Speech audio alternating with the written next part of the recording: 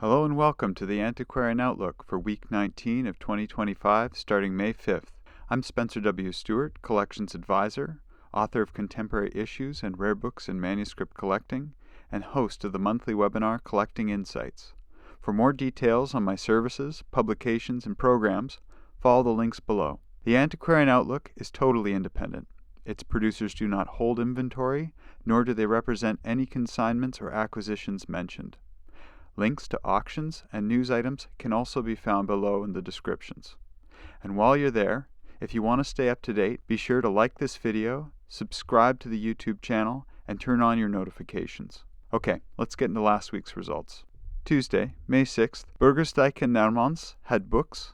There were 582 lots offered, of which 464 sold, making for a 79.7% sell-through rate. Highest price realized was for lot 284, typescript drafts in German by Friedrich Rossmann between 1938 and 1959. These were likely connected to an article that was posthumously published in 1976. Estimates were set at €1,000 to 1,200, realizing €9,000. Lot 327 exceeded expectation. A collection of Journal Illustré dated from around 1895 through to 1897. Estimates were set at €320 to 400, realizing €3,400. Lot 364 also exceeded expectation.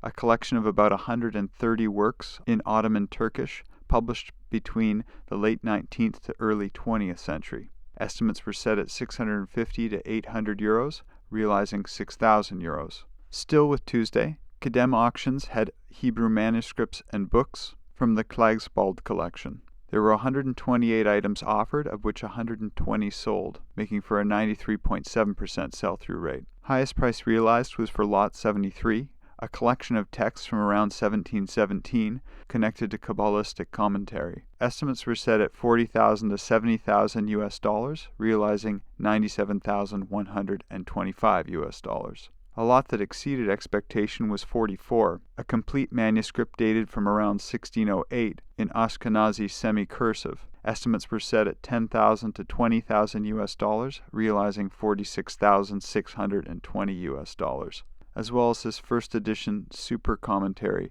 published in Amsterdam in 1680. Estimates were set at $80,000 to $1,000, realizing $18,130. Finishing off Tuesday, Ader had their photograph book sale. There were 202 lots offered, of which 141 sold, making for a 69.8% sell-through rate.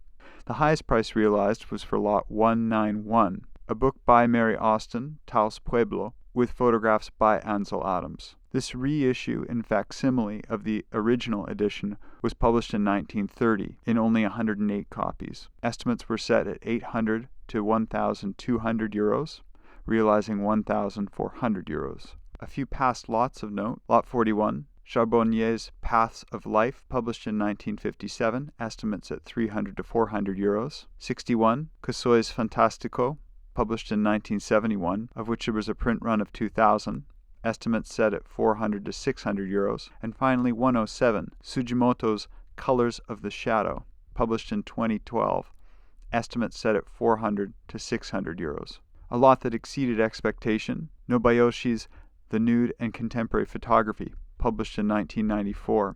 Estimates were set here at €80 to €120, realizing €430. On to Wednesday, Doyle had the collection of Barbara Taylor Bradford.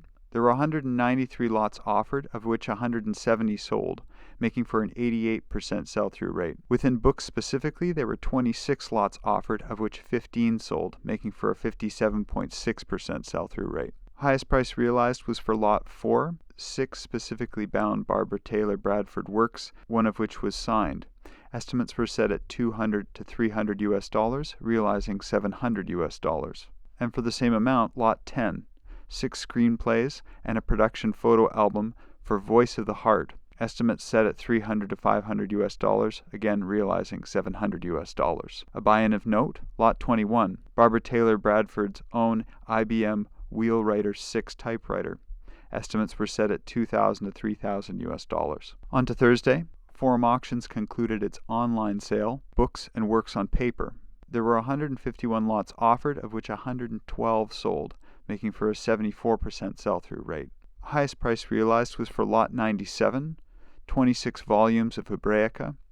Estimates were set at £300 to £400, realizing £3,600. A buy-in of note, lot 69, an album of 26 engraved portraits of Queen Anne from between 1710 to 1750. Estimates were set at £600 to £800. As well as lot 207, this complete work of George Eliot, published in 1908. Estimates were set at £600 to £800. A lot that exceeded expectation was 54. This 3-volume set of John Fox, published in 1684. Estimates were set at £600 to £800, realizing £2,200. In New Zealand, Dunbar Sloane had rare books. There were 350 lots offered, of which 307 sold, making for an 87.7% sell-through rate. Highest price realized was for lot 272, the Common Book of Prayer, published in 1580. Estimates were set at 10,000 to 15,000 New Zealand dollars, realizing 9,000 New Zealand dollars, the equivalent of about 5,300 US dollars. A lot that exceeded expectation, lot 243, this Samuel Parr title, with additional manuscript notes as well as pamphlets. Estimates were set at 100 to 200 New Zealand dollars, realizing 1,700 New Zealand dollars, the equivalent of 1,000 US dollars. And lot 67, this James Garland Woon first edition, illustrated, published in 1902. Estimates were set at 100 to 200 New Zealand dollars, realizing 1,500 New Zealand dollars, the equivalent of 880 US dollars. Finally, on Thursday, Freeman Heymans had fine printed books and manuscripts, including Americana. There were 259 lots offered, of which 247 sold, making for a 95.3% sell-through rate. Highest price realized was for lot 223, Dablon's Map of Lake Superior, published in 1672. Estimates were set at 20,000 to 30,000 US dollars, realizing 89,400 US dollars. A buy-in of note, lot 115, this Lord of the Rings trilogy, which was made up of a mixed set of first and second impressions. Estimates were set at 5,000 to 7,000 US dollars. As well as lot 249, Chicago Illustrated, published between January 1866 and January 1867. Estimates were set at 15,000 to 20,000 US dollars. A couple of lots that exceeded expectation. The first, 44, this third printing of Ernest Hemingway's Death in Venice, inscribed to his cousin Ruth Lowry. Estimates were set at 2,000 to 3,000 US dollars, realizing 12,160 US dollars. And lot 133, this French edition of Confucius, published in 1687. Estimates were set at 4,000 to 6,000 US dollars, realizing 28,800 US dollars. It's important to note that this copy was in Louis XIV's royal presentation binding. On to next week. These are a few auctions we have our eye on. Tuesday the 13th, Barnes, Hampton, and Littlewood are having Antiquarian Book Auction. Pandolfini is having books, manuscripts, and autographs. Wednesday, Dominic Winter Book Auctions is having printed books, maps, and documents. Tessier et Sarrou will be concluding their 20th century fine art library sale. RR Auctions will be having their fine autographs and artifacts sale. Heritage Auctions will be having depth of field, 19th century photography, including a collection of daguerreotypes. And finally, Trafford Books will be having books, autographs, photographs, ephemera, postcards, and postage stamps. Thursday, Swann Galleries will be continuing its auction series Focus on Women. Nosbüsch Stucke will be having valuable books, autographs, and prints. PBA Galleries will be having rare and antiquarian books. And finally, Forum Auctions will be concluding its online sale, Tales and Morals, the Fables collection of the late Eric Sweet. Friday, again, Nosbüsch Stucke will be having modern literature, erotica, and posters. And through the weekend, Cheswick Auctions will be having autographs and memorabilia. In the news, registration is now open for July's Collecting Insights webinar series.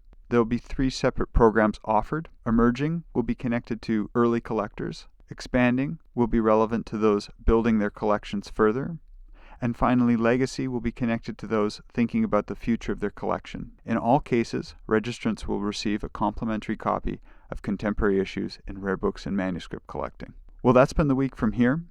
What did you think of last week's results? Make sure to put your comments below and we'll keep the conversation going. Thank you very much for tuning in, and again, if you want to stay in touch, be sure to subscribe to the channel and turn on your notifications. All for now, and see you next week.